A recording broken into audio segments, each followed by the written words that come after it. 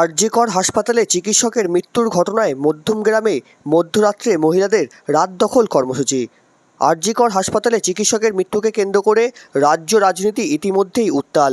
দোষীকে অবিলম্বে গ্রেপ্তার এবং উপযুক্ত শাস্তির দাবিতে প্রথমে মধ্যমগ্রাম শহর জুড়ে মিছিল করে বিক্ষোভ দেখায় প্রায় কয়েক হাজার মহিলা।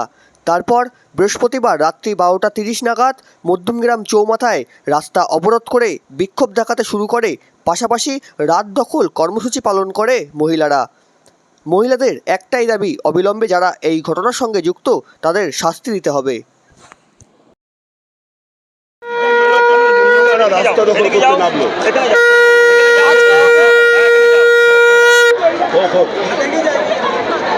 আজকে আমার মনে হয় আমাদের প্রতিদিন আমরা অনেকে অনেক কিছু চাই, কিন্তু আজকের চাওয়াটা আমাদের সবার এক। আমরা চাই আমাদের যে বোন আরজি করে ওইভাবে নৃশংসভাবে তাকে হত্যা করা হয়েছে, সে সুবিচার পাক।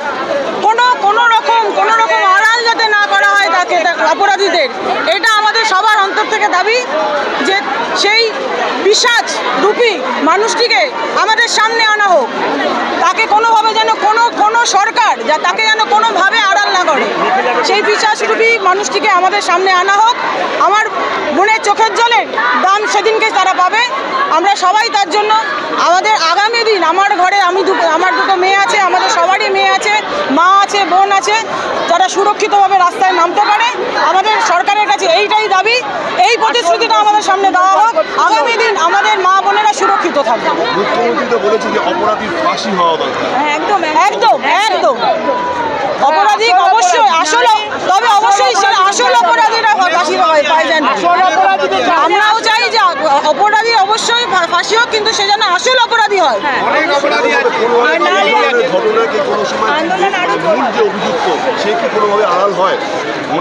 একদম